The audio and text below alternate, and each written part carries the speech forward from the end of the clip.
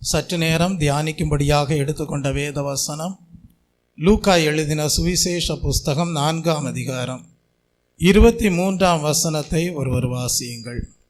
அவர் அவர்களை நோக்கி, வைத்தியனே, உன்னைத்தானே குணமாக்கிக் கொள் என்கிற பழமொழியை சொல்லி நாங்கள் கேள்விப்பட்டபடி கப்பர்நகூமூரில் உன்னால் செய்யப்பட்ட கிரியைகள் எவைகளோ அவைகளை உன் ஊராகிய இவ்விடத்திலும் செய் என்று நீங்கள் என்னுடன் சொல்லுவீர்கள் என்பது நிச்சயம். ஜெபிப்போம். அன்பும் மகா கிருபையும் இரக்கமும் நிறைந்த பரலோக பிதாவே, மை நன்றியுள்ள இருதயத்தோடு ஸ்தோத்தரிக்கிறேன். ஆசீர்வதிக்கப்பட்ட ஓய்வு நாளின் காலை வேளையிலே தியானிக்கும்படியாக நீர் கொடுத்த வசனத்திற்காக உமக்கு நன்றி செலுத்துகிறேன். இந்த வசனத்தின் மூலமாக நீர் வெளிப்படுத்துகிற சத்தியங்கள் உம்மை பின்பற்றுகிற உம்முடைய பிள்ளைகளுக்கு ஆசீர்வாதமாக காணப்பட தேவன் தாமே அனுக்கிரகம் செய்தருளும். இயேசு கிறிஸ்துவின் இன்ப நாமத்தில் ஜெபிக்கிறேன் பரிசுத்தமுள்ள நல்ல பிதாவே, ஆமீன். அவர் அவர்களை நோக்கி, வைத்தியனே, உன்னைத்தானே குணமாக்கிக் கொள் என்கிற பழமொழியை சொல்லி நாங்கள் கேள்விப்பட்டபடி கப்பர்நகூமூரில் உன்னால் செய்யப்பட்ட கிரியைகள் எவைகளோ அவைகளை உன் ஊராகிய இவ்விடத்திலும் செய் என்று நீங்கள் என்னுடன் சொல்லுவீர்கள் என்பது நிச்சயம் என்று இயேசு கிறிஸ்து குறிப்பிட்டிருப்பதை நாம் படிக்கிறோம். கர்த்தருடைய நாமத்திற்கும் மகிமை உண்டாவதாக. இயேசு கிறிஸ்து கலிலேயாவிலே ஊழியத்தை முடித்த பிறகு அவர் எங்கே கடந்து வருகிறார் என்றால் தான் வளர்ந்த ஊராகிய நாசரேத்திற்கு கடந்து வருகிறார். இயேசு கிறிஸ்து நாசரேத் என்கிற ஊரிலே தான் வளர்க்கப்பட்டார். மத்தேயு 2ஆம் அதிகாரம் 22 23 வசனங்களை வாசியுங்கள். ஆகிலும் அர்க்கெலாயு தன் தகப்பனாகிய ஏரோதின் பட்டத்துக்கு வந்து யூதேயாவில் அரசாளுகிறான் என்று கேள்விப்பட்டு அங்கே போக பயந்தான். அப்பொழுது அவன் சொப்பனத்தில் தேவனால் எச்சரிக்கப்பட்டு கலிலேயா நாட்டின் புறங்களிலே விலகி போய் நாசரேத்து என்னும் ஊரிலே வந்து வாசம் பண்ணினான். நசரேயன் எனப்படுவார் என்று தீர்க்கதரிசிகளால் உரைக்கப்பட்டது நிறைவேறும்படி இப்படி நடந்தது. இயேசு கிறிஸ்து நாசரேத் என்கிற ஊரிலே வளர்க்கப்பட்டவராக காணப்பட்டார். இயேசு கிறிஸ்து கலிலேயா ஊழியத்தை முடித்து விட்டு தான் வளர்ந்த ஊராகிய நாசரேத்திற்கு கடந்து வருகிறார். அவர் என்ன செய்கிறார் என்றால், வழக்கம் போல ஓய்வு நாளிலே ஜெப ஆலயத்திற்குள் பிரவேசிக்கிறார். அவர் வாசிக்க எழுந்து நின்றார் என்று படிக்கிறோம். கர்த்தருடைய நாமத்திற்கும் மகிமை உண்டாவதாக. இதிலிருந்து நாம் அறிந்து கொள்கிறோம், இயேசு கிறிஸ்து தேவனுடைய ஆலய காரியங்களிலே சரியாக பங்கு பெறக்கூடியவராக இருந்தார் என்பதை நாம் அறிந்து கொள்கிறோம். இதை கேட்கிற நீங்களும் கூட, எங்களுக்கும் ஒரு நல்ல வழக்கம் இருக்கிறது. அந்த நல்ல வழக்கம் என்னவென்றால், இயேசு கிறிஸ்து எப்படி ஜெப ஆலயத்திற்குள் பிரவேசித்து ஆலய பிரகாரங்களிலே வாஞ்சியாக இருந்தாரோ அப்படியே நாங்களும் கூட தேவனுடைய ஆலய பிரகாரங்களிலே வாஞ்சியாக இருக்கிறோம், அப்படிப்பட்ட வழக்கம் உடையவர்களாக இருக்கிறோம் என்று சொல்லுகிறவர்களாக இருக்க வேண்டும். கர்த்தருடைய நாமத்திற்கு மகிமை உண்டாவதாக. பொதுவாக ஜெப ஆலயத்திற்கென்று ஒரு தலைவன் இருப்பான். அந்த ஜெப ஆலய தலைவன் என்ன செய்வான் என்றால், போதிக்கிறவர்கள் தங்கள் ஊருக்கு வரும்போது அந்த போதிக்கிறவர்களை ஜெப ஆலயத்திற்கு வரவேற்பது பொதுவாக நடைபெற்ற காரியமாக இருந்தது. அப்படியே தானே இயேசு கிறிஸ்துவும் வரவேற்பை ஏற்றுக்கொண்டு ஜெப ஆலயத்திற்குள் பிரவேசித்திருந்திருக்கலாம். நீங்கள் அப்போஸ்தலர் எழுதின நடபடிகளின் புஸ்தகத்தை வாசிக்கும் போது ஜெப ஆலயம் எதற்காக பயன்படுத்தப்பட்டதாக இருந்ததென்றால், போதிப்பதற்கும் ஆராதனை செய்வதற்கும் பயன்படுத்தப்பட்டதாக காணப்பட்டது. பிரதானமாக ஜெப ஆலயம் எதற்காக பயன்படுத்தப்பட்டதென்றால், போதிக்கிற வேலை செய்யும்படியாக பயன்படுத்தப்பட்டது. லூக்கா 13ஆம் அதிகாரம் 10ஆம் வசனத்தை நீங்கள் வாசித்து பாருங்கள். ஒரு ஓய்வு நாளில் அவர் ஜெப ஆலயத்தில் போதகம் பண்ணி கொண்டிருந்தார் என்று படிக்கிறோம். அப்படியானால் ஜெப ஆலயம் எதற்காக பயன்படுத்தப்பட்டது? போதிப்பதற்கு, ஆராதனை செய்வதற்கு பயன்படுத்தப்பட்டிருந்தாலும் முக்கியமாக போதகம் செய்கிற ஊழியத்திற்கு பயன்படுத்தப்பட்டதாக இருந்தது. தெய்வ பிள்ளையே, அப்படியானால் போதிக்கிற ஊழியம் மிகவும் முக்கியமானதாக, பிரதானமானதாக காணப்படுகிறது என்பதை நாம் அறிந்து கொள்கிறோம். இப்பொழுது என்ன நடக்கிறது? இயேசு கிறிஸ்து போதிக்கிறவராக ஜெப ஆலயத்திற்குள் வரவேற்பை ஏற்றுக்கொண்டு பிரவேசிக்கிறார். அவருடைய கரத்திலே புஸ்தகம் கொடுக்கப்படுகிறது. கர்த்தருடைய நாமத்திற்கு மகிமை உண்டாவதாக. அந்த புஸ்தகத்தை அவர் திறந்து என்ன செய்கிறார்? வாசிக்க ஆரம்பிக்கிறார். அவர் தெரிந்து கொண்ட வேத பகுதி என்னவென்றால் ஏசாயா தீர்க்கதரிசியின் புஸ்தகம். அதை தான் நாம் 17ஆம் வசனத்திலே வாசிக்கிறோம். அப்பொழுது ஏசாயா தீர்க்கதரிசியின் புஸ்தகம் அவரிடத்தில் கொடுக்கப்பட்டது. அவர் புஸ்தகத்தை விவரித்த போது என்று எழுதியிருப்பதை நாம் படிக்கிறோம். அப்போ வேத புஸ்தகத்தை வாசிக்கும் போது அவர்கள் கொண்டிருந்த வழக்கம் என்னவென்றால் எழும்பி நின்று வாசிப்பார்கள். எழும்பி நிற்பது என்பது எதற்கு அடையாளமாக இருக்கிறது என்றால், தேவனுடைய வார்த்தைகளுக்கு நாங்கள் முக்கியத்துவம் கொடுக்கிறோம், தேவனுடைய வார்த்தைகளுக்கு நாங்கள் மரியாதை கொடுக்கிறோம். அதை அடையாளப்படுத்தும் விதமாக தான் எழும்பி நின்று வாசிப்பார்கள். அப்படியே இயேசு கிறிஸ்துவும் தேவனுடைய வார்த்தைகளுக்கு முக்கியத்துவம் கொடுத்தவராக, தேவனுடைய வார்த்தைகளுக்கு மரியாதை கொடுத்தவராக, அப்படிப்பட்ட அடையாளத்தோடு எழும்பி நின்று வாசிக்க ஆரம்பிக்கிறார். கர்த்தருடைய நாமத்திற்கு மகிமை உண்டாவதாக. அப்படியானால் வேத புஸ்தகத்தை எடுத்து யார் வாசிக்க ஆரம்பிக்கிறார்களோ அவர்களுடைய வாழ்க்கையிலே பரிசுத்த ஆவியானவர் கிரியை செய்ய ஆரம்பிப்பார். Praise the Lord. அப்ப நீங்களும் கூட எதற்கு முக்கியத்துவம் கொடுக்கிறவர்களாக இருக்க வேண்டும்? தேவனுடைய ஆலயத்திற்கு வருகிறவர்களாக மாத்திரமல்ல, வேத புஸ்தகத்தை எடுத்து வாசிப்பதற்கும் பரிசுத்த ஆவியானவருடைய கிரியைக்கும் முக்கியத்துவம் கொடுக்கிறவர்களாக காணப்பட வேண்டும். வேத வசனம் எல்லாம் ஆவியாயும் ஜீவனாயும் இருக்கிறது. Price the Lord. ஏனென்றால் நம்முடைய வாழ்க்கையிலே பரிசுத்த ஆவியானவர் மிகவும் முக்கியமானவராய் இருக்கிறார். கர்த்தருடைய நாமத்திற்கு மகிமை உண்டாவதாக. தெய்வ பிள்ளையே, வேத புஸ்தகத்தை வாசித்து முடித்த பிறகு வழக்கம் என்னவென்றால் உட்கார்ந்து போதிக்கிறவர்களாக இருப்பார்கள். அதுதான் வழக்கமானதாக இருந்தது. தெய்வ பிள்ளை, நீங்கள் லூக்கா 4ஆம் அதிகாரம் 20ஆம் வசனத்தை வாசியுங்கள். வாசித்து புஸ்தகத்தை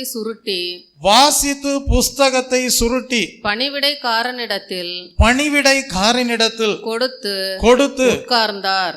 என்ன செய்தார்? உட்கார்ந்தார். வாசித்து முடித்த பிறகு உட்காருவார்கள். பின்பு போதகம் பண்ணுவது உட்கார்ந்து என்ன செய்யலாம்? போதகம் பண்ணலாம். நீங்கள் மத்தேயு 26ஆம் அதிகாரம் 55ஆம் வசனத்தையும் கூட வாசியுங்கள். அந்த வேளையிலே இயேசு ஜனங்களை நோக்கி கள்ளனை பிடிக்க புறப்படுகிறது போல நீங்கள் பட்டயங்களையும் தடிகளையும் எடுத்துக்கொண்டு என்னை பிடிக்க வந்தீர்கள். நான் தினந்தோறும் உங்கள் நடுவிலே உட்கார்ந்து தேவாலயத்திலே உபதேசம் பண்ணி கொண்டிருந்தேன். அப்பொழுது நீங்கள் என்னை பிடிக்கவில்லையே. அப்ப இயேசு கிறிஸ்து போதகம் பண்ணும்போது தேவனுடைய ஆலயத்திலே உட்கார்ந்து போதகம் பண்ணக்கூடியவராக இருந்திருக்கிறார். Price the Lord. இது எதற்காக சொல்லுகிறேன் என்றால், கொஞ்சம் இளம் வயதிலே இருக்கும்போது நின்று நிறைய நேரம் பிரசங்கம் பண்ண முடியும். ஆனால் முதிர் வயதில் இருக்கிறவங்க உட்கார்ந்து பிரசங்கம் பண்ணும்போது அதை மற்றவர்கள் என்ன செய்யக்கூடாது? விமர்சனம் பண்ணக்கூடாது. வேதாகமத்திலே சொல்லப்பட்டிருக்கிற வழக்கம் என்ன? இயேசு கிறிஸ்துவே உட்கார்ந்து என்ன செய்தார்? உபதேசம் பண்ணினார். கர்த்தருடைய நாமத்திற்கு மகிமை உண்டாவதாக. ஆனா பவுலை குறித்து நம்ம படிக்கும்போது ஒரு இடத்திலேயாவது அவர் என்ன செய்திருக்கிறார்? நின்று பிரசங்கம் பண்ணக்கூடியவராக இருந்திருக்கிறார். நீங்கள் அப்போஸ்தலர் 13ஆம் அதிகாரம் 16ஆம் வசனத்தை வாசித்து பாருங்கள். அப்பொழுது பவுல் எழுந்திருந்து கையமர்த்தி இஸ்ரவேலரே, தேவனுக்கு பயந்து நடக்கிற சகல ஜனங்களே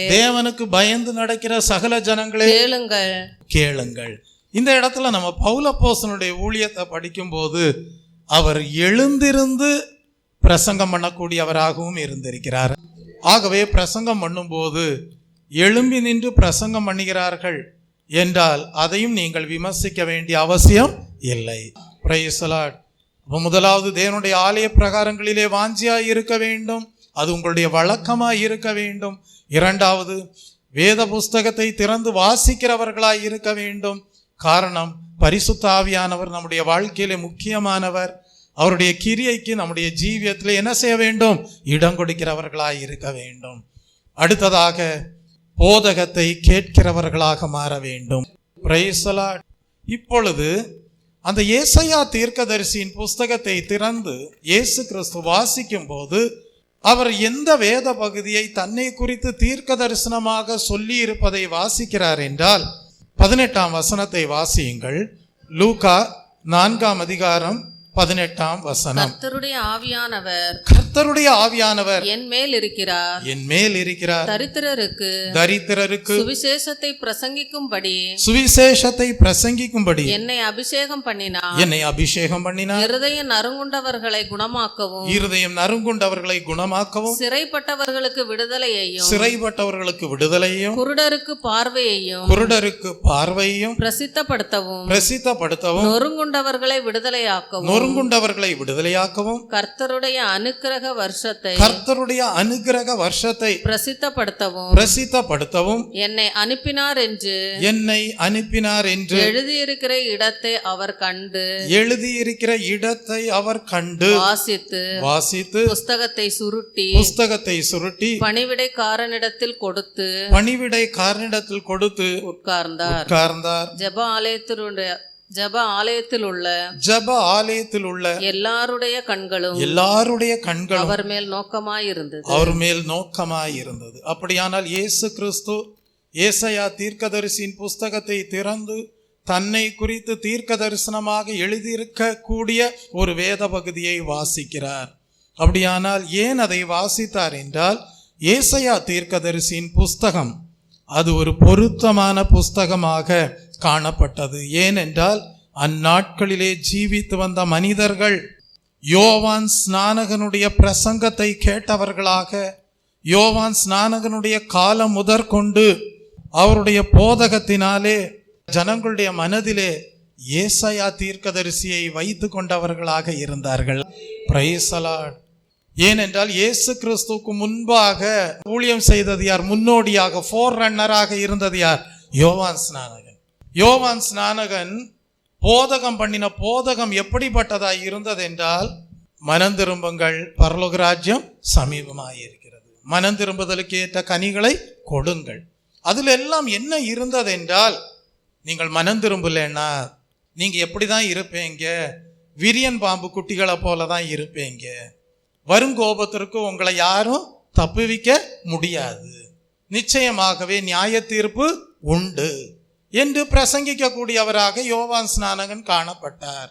ஆகவே அவர் நியாய தீர்ப்பை குறித்து பிரசங்கம் பண்ணினவராக இருந்தபடியால் அன்றைக்கு வாழ்ந்து வந்த ஜனங்களுடைய மனதிலே ஏசாயா காணப்பட்டார். Price the Lord. ஆகவே அதே தீமை முக்கியப்படுத்தி ஜனங்களுக்கு கூறும்படியாக இயேசு கிறிஸ்து எந்த வேத பகுதியை செலக்ட் பண்ணினார் என்றால், ஏசாயா தீர்க்கதரிசியின் புஸ்தகத்தை செலக்ட் பண்ணினார். ஆனா ஒரே ஒரு வித்தியாசம், யோவான் ஸ்நானனுடைய பிரசங்கத்திற்கும் இயேசு கிறிஸ்துனுடைய பிரசங்கத்திற்கும் ஒரே ஒரு வித்தியாசம் காணப்பட்டது. அந்த வித்தியாசம் என்னவென்றால், யோவான் ஸ்நானகன் நியாய தீர்ப்பை குறித்து பிரசங்கம் பண்ணினார். இயேசு கிறிஸ்துவோ அதை வேறு விதத்தில் அனுக்கிரக வருஷம் உங்களுக்கு உண்டாயிருக்கிறது என்று போதித்தார். கிருபையின் நாட்கள் உங்களுக்கு உண்டாயிருக்கிறது என்று போதித்தார். நீங்கள் ரட்சிப்படைய முடியும், மீட்படைய முடியும், அதற்கான அனுக்கிரக வருஷம் உண்டாயிருக்கிறது என்று போதித்தார். அப்படியானால் அதிலிருந்து இயேசு கிறிஸ்து என்ன சொல்றாரு? அந்த கிருபையின் நாட்களை, அனுக்கிரக வருஷத்தை சரியா நீங்க பயன்படுத்திக்கலன்னா யோவான் ஸ்நானகன் சொன்ன மாதிரியே உங்களுக்கு என்ன உண்டாயிரும்? நியாய தீர்ப்பு உண்டாயிரும். நீங்க எப்படிதான் இருப்பீங்க? தேவனுடைய பிள்ளைகளாக உண்மையான மனம் திரும்புதலோடு இருக்க மாட்டீங்க. எப்படிதான் இருப்பீங்க? விரியன் பாம்பு குட்டிகளை போல தான் இருப்பீங்க. இயேசு கிறிஸ்து யோவான் ஸ்நானகன் சொன்னதை வேற விதத்துல சொல்றார். பேசுறத நெகட்டிவாவும் சொல்லலாம், பாசிட்டிவாவும் சொல்லலாம். நீ பாசிட்டிவா எடுத்துக்கிட்டா உனக்கு ஆசீர்வாதம், எடுத்துக்கலன்னா என்ன உண்டாகும்? நெகட்டிவானது உண்டாகும். அப்ப பாத்தீங்கன்னா இயேசு கிறிஸ்து அதான் சொல்றாரு, உங்களுக்கு அனுக்கிரக வருஷம் இருக்கு. Price the Lord. இப்ப இயேசு கிறிஸ்து செய்த ஊழியம் எப்படிப்பட்டது என்பதை குறித்து நாம் சிந்திக்கும் போது அதை தான் 18ஆம் வசனத்துல வாசிக்கிறோம். அதை சுருக்கமா சொல்லணும்னா இயேசு கிறிஸ்து குணமாக்குகிற ஊழியம் செய்கிறவராக இருந்தார். அது மாத்திரமல்ல, இயேசு கிறிஸ்து தேவனுடைய ராஜ்யத்தை குறித்து போதகம் பண்ணக்கூடியவராக இருந்தார். இதெல்லாமே பரிசுத்த ஆவியானவருடைய கிரியையை வெளிப்படுத்தக்கூடியதாகவே காணப்பட்டது. இப்ப இயேசு கிறிஸ்து தாம் வாசித்த காரியம் என்ன என்பதை குறித்து நாம் படிக்கும்போது அங்கே என்ன சொல்லப்பட்டிருக்கிறது? கர்த்தருடைய ஆவியானவர் என் மேல் இருக்கிறார். அப்போ பரிசுத்த ஆவியானவர் யார் மேல் இருந்தார்? இயேசு கிறிஸ்துவின் மீது காணப்பட்டார். அப்படி காணப்பட்டபடியால் அவர் என்ன செய்தாராம்? தரித்திரருக்கு சுவிசேஷத்தை பிரசங்கம் பண்ணக்கூடியவராக இருந்தாராம். இந்த தரித்திரர் என்று சொல்லும் போது the poor in spirit, ஆவிக்குரிய வாழ்க்கையிலே தரித்திரராய் இருக்கிறவர்கள்.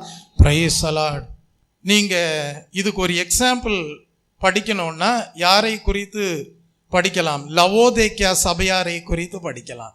வாசிங்க. வெளிப்படுத்தல் எழுதின புஸ்தகம் 3ஆம் அதிகாரம் 17ஆம் வசனத்தை வாசித்து பாருங்கள். அவர்கள் உலக பிரகாரமான பொருளாதார ஐஸ்வர்யமுடையவர்களாக இருந்தார்கள், ஆனால் ஆவிக்குரிய வாழ்வில் தரித்திரராக காணப்பட்டார்கள். அவங்க என்ன சொல்லிட்டு இருந்தாங்க தெரியுமா? லவோதேக்கியா சபையார், எங்களுக்கு எந்த குறையுமே இல்லை. என்ன சொன்னாங்க? எங்களுக்கு எந்த குறையுமே இல்லை, நாங்க எல்லா விதமான நன்மைகளோடு இருக்கிறோம் அப்படின்னு தான் சொல்லிட்டு இருந்தாங்க. ஆனா தேவ ஆவியானவர் அவர்களை குறித்து சொல்லும்போது சொல்றாரு, நீங்க குருடரா இருக்கீங்க. என்னன்னு சொல்றாரு? நீங்க குருடரா இருக்கிறீங்க, இன்னும் நீங்க ஆவிக்குரிய வஸ்திரங்களை எல்லாம் தரித்து கொள்ளவில்லை, நீங்கள் ஆவிக்குரிய வாழ்க்கையிலே தரித்திரராய் இருக்கிறீர்கள் என்று சொல்லுகிறார். அப்ப அவங்களுக்கு இன்னும் பெற்றுக்கொள்ள வேண்டிய சுவிசேஷம் இருக்கு, அவங்க இன்னும் அடைய வேண்டிய அனுபவங்கள் அநேகம் இருக்கு. அந்த வசனத்தை வாசித்து பாருங்க. நிர்பாக்கியம் உள்ளவனும் பரிதபிக்கப்படத்தக்கவனும் தரித்திரனும் குருடனும் நிர்வாணியுமாய் இருக்கிறதை அறியாமல் நான் ஐஸ்வர்யவான் என்றும் திரவிய சம்மனன் என்றும் எனக்கு ஒரு குறையும் இல்லை என்றும் சொல்லுகிறபடியால். அப்ப தெய்வ பிள்ளையா, அன்றைக்கு இயேசு கிறிஸ்து ஜப ஆலயத்திற்குள்ள இருந்துதான் அந்த வசனங்களை எல்லாம் வாசிக்கிறார். அப்ப வெளியில இருக்கிற தரித்திரர் இருக்காங்க, சபைக்கு வெளியில இன்னும் சுவிசேஷத்திற்கு கீழ்ப்படியாமல் மனக்கண்கள் குருடாக்கப்பட்டு ஆவிக்குரிய வஸ்திரங்கள் இழந்து பூமிக்குரிய ஆசீர்வாதங்களை மட்டும் நன்மையாக நினைத்து ஆவிக்குரிய வாழ்க்கையிலே தரித்திரராக இருக்கிற அநேகர் சபைக்கு புறம்பே இருக்கிறார்கள் என்றால், அதே நிலையில சிலர் சபைக்கு உள்ளேயும் இருக்க வாய்ப்பு இருக்கு. Price the Lord. ஆகவே இந்த காலை வேளையிலே உங்களை சுய பரிசோதனை செய்து பாருங்கள். ரட்சிக்கப்பட்டோம் என்று சொல்லுகிறீர்களா? மனம் திரும்பி விட்டோம் என்று சொல்லுகிறீர்களா? இயேசு கிறிஸ்துவின் இரத்தத்தாலே கழுவப்பட்டு விட்டோம் என்று சொல்லுகிறீர்களா? ஞான ஸ்நானம் பெற்றுவிட்டோம் என்று சொல்லுகிறீர்களா? நீங்கள் எவ்விதமான அனுபவத்தோடு இருக்கிறீர்கள் என்று சொல்லுகிறவர்களாய் இருந்தாலும் ஆராய்ந்து பாருங்கள். இன்னும் நீங்கள் எப்படிப்பட்ட நிலையிலே? மனக்கண்கள் குருடாக்கப்பட்ட நிலையிலே இருக்கிறீர்களா? பரலோக ராஜ்யத்தை குறித்த தரிசனத்தை இழந்து இருக்கிறீர்களா? இன்னும் நீங்கள் நீதியின் வஸ்திரத்தை உடுத்தி கொள்ளாமல் இருக்கிறீர்களா? உங்கள் ஜீவியத்தை சற்று ஆராய்ந்து பார்க்க வேண்டும். இன்னும் பரிசுத்த ஆவியானவரை பெற்றிராமல் இருக்கிறீர்களா? பரிசுத்த ஆவியை பெற்றிருந்தாலும் பரிசுத்த ஆவியானவருடைய கிரியைக்கு இடம் கொடுக்காமல் இருக்கிறீர்களா? சற்று இவ்விதமாக உங்கள் வாழ்க்கையை என்ன செய்ய வேண்டும்? ஆராய்ந்து பார்க்க வேண்டும். இயேசு கிறிஸ்து என்ன செய்தாராம்?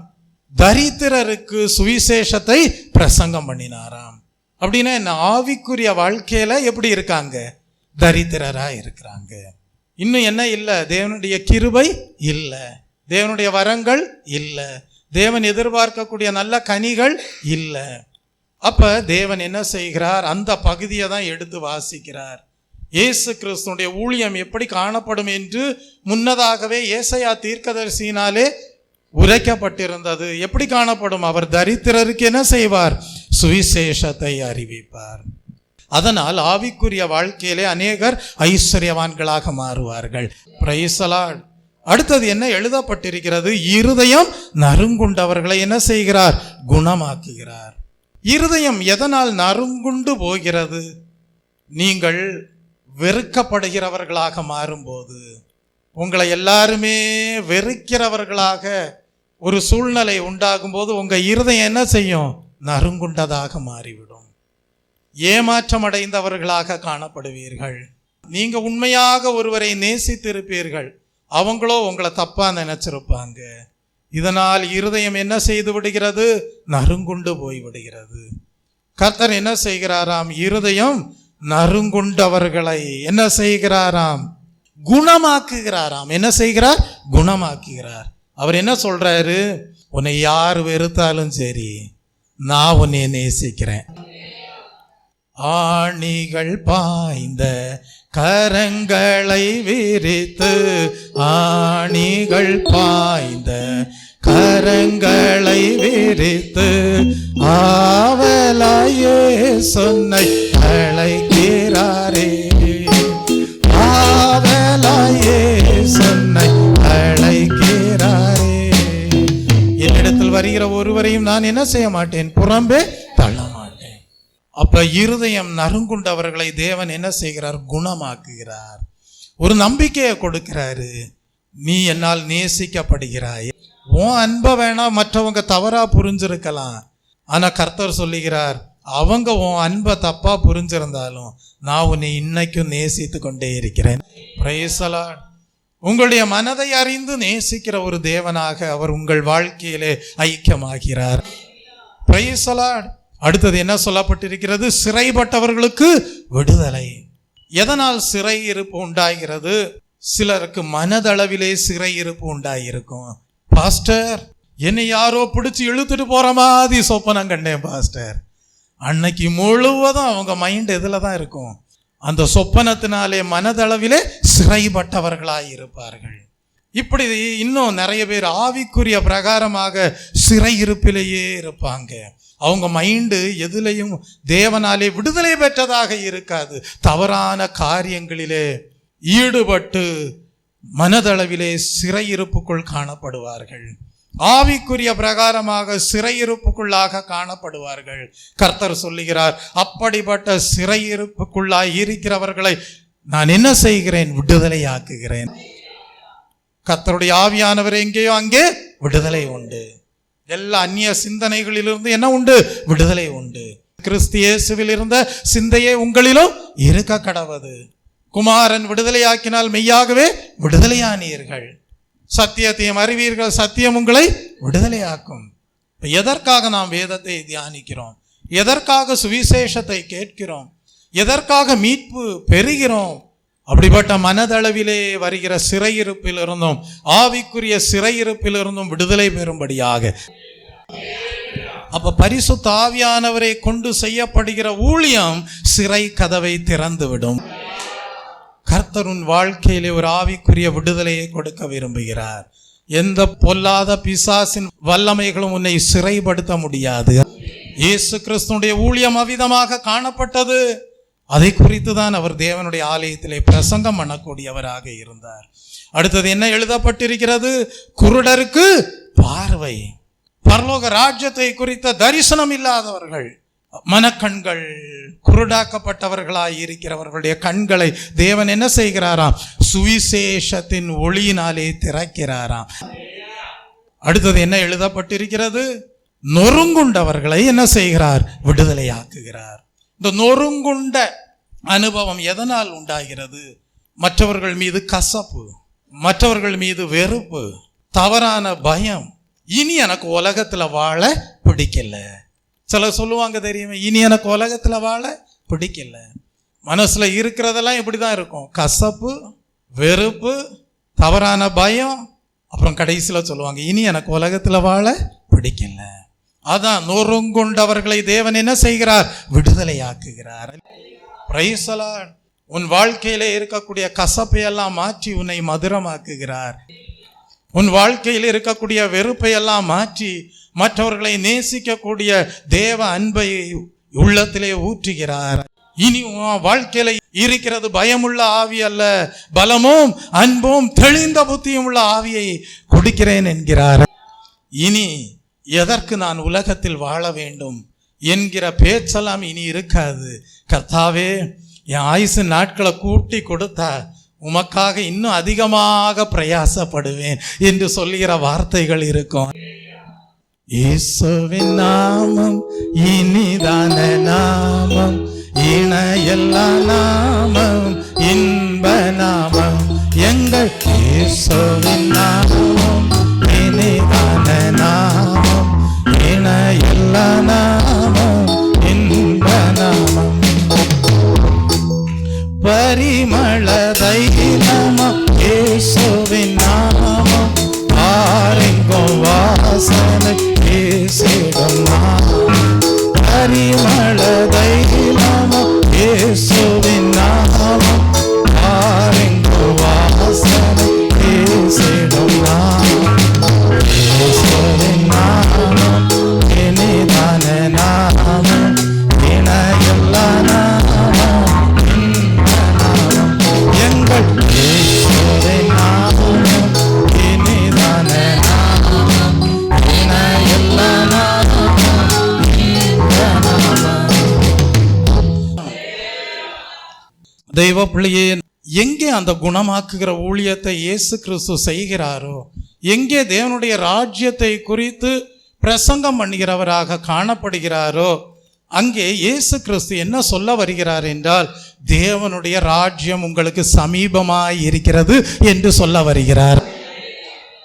அது தீர்க்க தரிசனத்தின் நிறைவேறுதலாக, மேசியாவினுடைய ஊழியமாக நிறைவேறுகிறது என்று சொல்ல வருகிறார். Price the Lord. அது பழைய ஏற்பாட்டின் காலத்திலே சில வசனங்களை வாசிக்கும் போது நம்மால் அறிந்து கொள்ள முடியும். ஏசாயா தீர்க்கதரிசியின் புஸ்தகம் 35ஆம் அதிகாரம் 5, 6 வசனங்களை வாசியுங்கள். அப்பொழுது குருடரின் கண்கள் திறக்கப்பட்டு செவிடரின் செவிகள் திறவுண்டு போகும். அப்பொழுது முடவன் மானை போல குதிப்பான், ஊமையின் நாவு கெம்பீரிக்கும். வனாந்திரத்திலே தண்ணீர்களும் கடுவெளியிலே ஆறுகளும் பாய்ந்தோடும். வெட்டாந்தரை தண்ணீர் தடாகமும், வெட்டாந்தரை தண்ணீர் தடாகமும், வறண்ட நிலம் நீரூற்றுகளும் ஆகும். வலு சர்ப்பங்கள் தாபரித்து கிடந்த இடங்களிலே புல்லும் கொறுக்கையும் நாணலும் உண்டாகும். அங்கே பெரும் பாதையான வழியும் இருக்கும். அங்கே பெரும் பாதையான வழியும் இருக்கும். அது பரிசுத்த வழி என்னப்படும். அது பரிசுத்த வழி என்னப்படும். அப்ப பாருங்க, குருடருடைய கண்கள் திறக்கப்படுகிறது, செவிடருடைய காதுகள் கேட்கப்படுகிறது. அப்ப இதெல்லாம் பழைய ஏற்பாட்டின் காலத்திலேயே தீர்க்க தரிசனமாக எழுதப்பட்டிருந்தது. தேவனுடைய ராஜ்யம் மனிதர்களுடைய வாழ்க்கையிலே சமீபமாகும் போது அப்படிப்பட்ட அற்புதங்கள், அடையாளங்கள் நடைபெறும். தேவனுடைய ராஜ்யத்தை குறித்த போதகம் நடைபெறும்.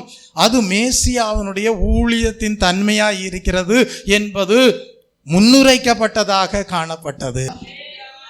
இன்னொரு வசனமும் கூட வாசிங்க. மல்கியா தீர்க்கதரிசியின் புஸ்தகம் 4ஆம் அதிகாரம் 2ஆம் வசனத்தை வாசியுங்கள். என் நாமத்திற்கு பயந்திருக்கிற உங்கள் மேல் நீதியின் சூரியன் உதிக்கும். அதன் செட்டையின் கீழ் என்ன இருக்கும்? ஆரோக்கியம் இருக்கும்.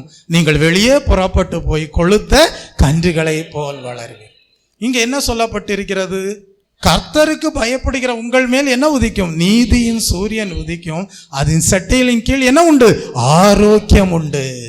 குணமாக்குகிற ஊழியம், தேவனுடைய ராஜ்யத்தை குறித்து போதிக்கிற ஊழியம். இந்த ஊழியம் நடைபெறும் போது இயேசு கிறிஸ்து சொல்லுகிறார், தேவனுடைய ராஜ்யம் உங்களுக்கு சமீபமாய் இருக்கிறது. தீர்க்க தரிசனத்திலே தன்னை குறித்து எழுதப்பட்ட வாக்கியங்கள் அன்றைய நாளிலே நிறைவேறிற்று என்றார். மேசியாவினுடைய ஊழியம் நிறைவேறிற்று என்றார். கர்த்தருடைய நாமத்திற்கு மகிமை உண்டாவதாக.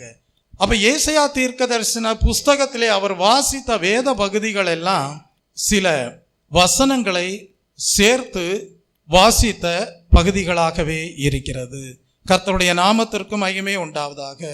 அந்த பகுதிகள் என்ன என்பதை நாம் அறிந்து கொள்ளலாம். ஏசாயா 58ஆம் அதிகாரம் 6ஆம் வசனத்தை வாசியுங்கள். அக்கிரமத்தின் கட்டுகளை அவிழ்க்கிறதும் நுகத்தடியின் பிணையல்களை நெகிழ்கிறதும் நெருக்கப்பட்டிருக்கிறவர்களை விடுதலையாக்கி விடுகிறதும் சகல நுகத்தடிகளையும் உடைத்து போடுகிறதும் பசியுள்ளவனுக்கு உன் ஆகாரத்தை பகிர்ந்து கொடுக்கிறதும் புறத்துண்ட சிறுமையானவர்களை வீட்டிலே சேர்த்துக் கொள்கிறதும் வஸ்திரம் இல்லாதவனை கண்டால் அவனுக்கு வஸ்திரம் கொடுக்கிறதும் உன் மாம்சமானவனுக்கு உன்னை ஒழிக்காமல் இருக்கிறதும் அல்லவோ எனக்கு உகந்த உபவாசம். இன்னொரு வசனத்தை வாசிங்க. ஏசாயா தீர்க்கதரிசியின் புஸ்தகம் 61ஆம் அதிகாரம் 1-2 வசனங்களை வாசியுங்கள். தேவனுடைய ஆவியானவர் என் மேல் இருக்கிறார், சிறுமைப்பட்டவர்களுக்கு சுவிசேஷத்தை அறிவிக்க கர்த்தர் என்ன செய்தார்? அபிஷேகம் பண்ணினார்.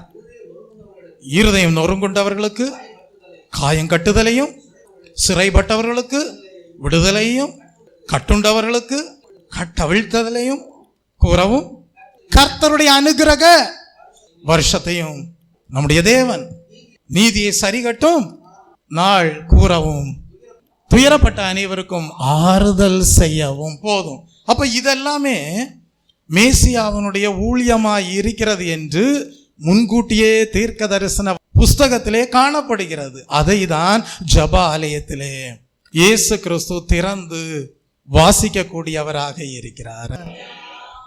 ஏன்னா அன்னைக்கு இருந்த ஜனங்கள் என்ன சிந்தையோடு இருந்தாங்கன்னா, ஒரு நாள் கண்டிப்பா தேவனுடைய ராஜ்யம் வரும், இந்த வசனங்கள் எல்லாம் நிறைவேறும். ஆனா ஒரு காலத்துல வரும்னு தான் நம்பிட்டு இருந்தாங்களே தவிர, அவங்க வாழ்ற அந்த நேரத்துல அது நடைபெறும்னு அவங்க நினைக்கல. ஆனா இயேசு கிறிஸ்து சொல்றாரு, அதான் முக்கியமான ஒரு விஷயம். இயேசு கிறிஸ்து சொல்றாரு, இனி ஒரு காலத்துல அல்ல, இன்றே நிறைவேறிற்று என்கிறார். கர்த்தருடைய நாமத்திற்கு மகிமை உண்டாவதாக. ஒரு காலத்துல அதெல்லாம் நிறைவேறும்னு நீங்க நம்புறீங்க. அந்த தீர்க்க தரிசன வசனங்கள் இன்றே நிறைவேறிற்று என்கிறார். கர்த்தருடைய நாமத்திற்கு மகிமை உண்டாவதாக. இப்பொழுது நீங்கள் லூக்கா 4ஆம் அதிகாரம் 19ஆம் வசனத்தை வாசியுங்கள். ஒரு நிறைவேறுகிற நேரம் ஒன்று உண்டு. தீர்க்க தரிசன வசனங்கள் 19ஆம் வசனத்திற்கு வாருங்கள். கர்த்தருடைய அனுக்கிரக வருஷத்தை பிரசித்தப்படுத்தவும் என்னை அனுப்பினார் என்று எழுதியிருக்கிற இடத்தை அவர் கண்டு வாசித்து புஸ்தகத்தை சுருட்டி பணிவிடைக்காரனிடத்தில் கொடுத்து உட்கார்ந்தார். ஜெப ஆலயத்தில் உள்ள எல்லாருடைய கண்களும் அவர் மேல் நோக்கமாயிருந்தது. ஏன் நோக்கமாயிருந்தது? அடுத்த வசனத்தை வாசிங்க. 21ஆம் வசனத்துக்கு வாங்க. அப்பொழுது அவர் அவர்களோட பேச தொடங்கி, உங்கள் காதுகள் கேட்க இந்த வேத வாக்கியம் இன்றைய தினம் நிறைவேறிற்று என்றார். கர்த்தருடைய நாமத்திற்கு மகிமை உண்டாவதாக. அப்ப தேவனுடைய ராஜ்யம் கடந்து வருகிறது என்றால் அது ஒரு தெய்வீக இடைபடுதலாக இருக்கிறது. கர்த்தருடைய நாமத்திற்கு மகிமை உண்டாவதாக. அது மேசியாவினுடைய காலம் உதயமாகிவிட்டது என்பதை அடையாளப்படுத்துவதற்கு ஏதுவாக அமைகிறது. கர்த்தருடைய நாமத்திற்கு மகிமை உண்டாவதாக. தெய்வ பிள்ளையே, அப்படியானால் மேசியாவினுடைய ஊழியம் எவ்விதமாக காணப்படும் என்று தீர்க்க தரிசன புஸ்தகத்திலே எழுதப்பட்டிருப்பதை நீங்கள் சரியாக அறிந்து கொண்டீர்கள். கர்த்தருடைய நாமத்திற்கு மகிமை உண்டாவதாக. இனி உன் வாழ்க்கையிலே ஆவிக்குரிய தரித்திரம் இல்லை. ஆவிக்குரிய வாழ்க்கையிலே நீ ஐஸ்வர்யவானாக மாறப் போகிறாய். அந்த வேத வாக்கியங்கள் எல்லாம் நிறைவேறிற்று என்று சொல்லுகிறார். இயேசு கிறிஸ்து போதித்த அநேக காரியங்கள் எழுதப்படலை.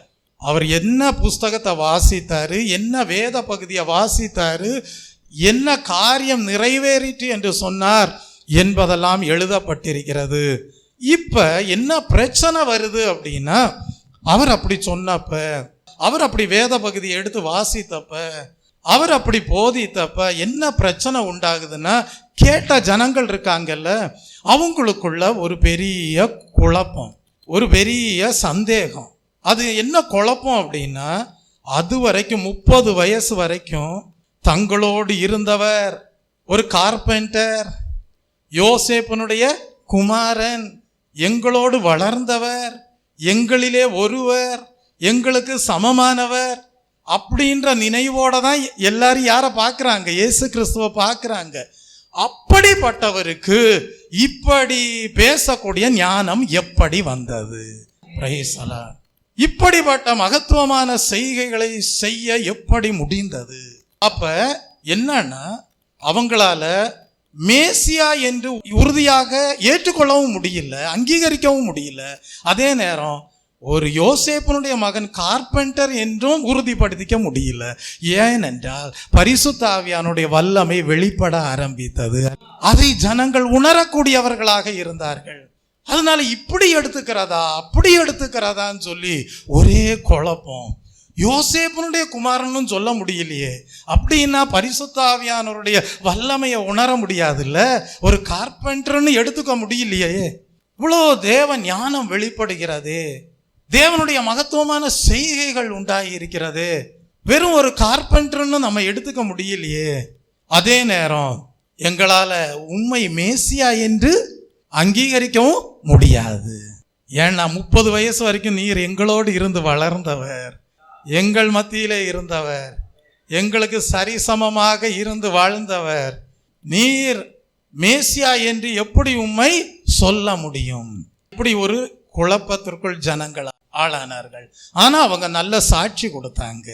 ஏன்னா அவருடைய பிரசங்கம் நல்லா இருந்தது, அவர் பேசின வார்த்தைகளிலே தேவ ஞானம் வெளிப்பட்டது, தேவனுடைய வல்லமை வெளிப்பட்டது, பரிசுத்த ஆவியானுடைய கிரியையை உணரக்கூடியவர்களாக இருந்தார்கள். அவர் பேசினதை கேட்டு எல்லாரும் ஆச்சரியம் அடைந்தார்கள், நற்சாட்சி கொடுத்தார்கள். கர்த்தருடைய நாமத்திற்கு மகிமை உண்டாவதாக. இப்பொழுது நீங்கள் 22ஆம் வசனத்திற்கு வரும்போது, தெய்வ பிள்ளையே உபதேசத்தை கேட்டார்கள், ஆச்சரியப்பட்டார்கள். யோசேப்பின் குமாரன் அல்லவா, இந்த ஞானமும் பலத்த செய்கைகளும் எப்படி வந்தது என்றார்கள். ஆனால் என்ன செய்தார்கள்? இடறல் அடைந்தார்கள். இப்ப நீங்க பாத்தீங்கன்னா, இந்த நாசரேத்து என்கிற ஊரிலே இயேசு கிறிஸ்து செய்த ஊழியம் எப்படிப்பட்டதா இருந்தது என்றால், சில வியாதியஸ்தர்களை தேவன் குணமாக்கினார். நீங்க மத்தேயு 13ஆம் அதிகாரம் 53 முதல் 58 வசனங்களை வீட்டில் போய் வாசித்து பாருங்க. அதே மாதிரி மார்க் 6ஆம் அதிகாரம் 1 முதல் 6 வசனங்களை வீட்டில் போய் வாசித்து பாருங்க.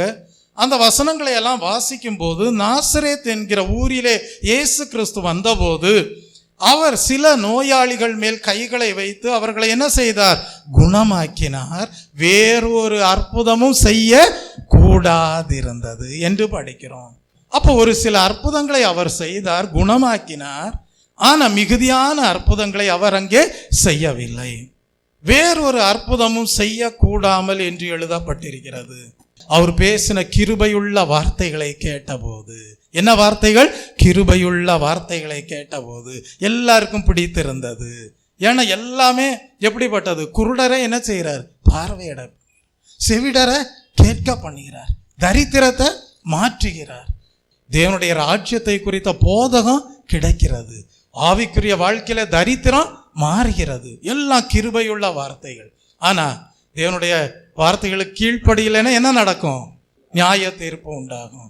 அப்ப இயேசு கிறிஸ்துடைய கிருபையுள்ள வார்த்தைகளை கேட்டபோது எல்லாரும் என்ன செய்யறாங்க? அவருக்கு நற்சாட்சி கொடுத்தார்கள். வாசிங்க அந்த வசனத்தை, லூக்கா 4ஆம் அதிகாரம் 22ஆம் வசனத்தை வாசியுங்கள். எல்லாரும் அவருக்கு நற்சாட்சி கொடுத்து, எல்லாரும் அவருக்கு நற்சாட்சி கொடுத்து அவருடைய வாயிலிருந்து புறப்பட்ட கிருபையுள்ள வார்த்தைகளை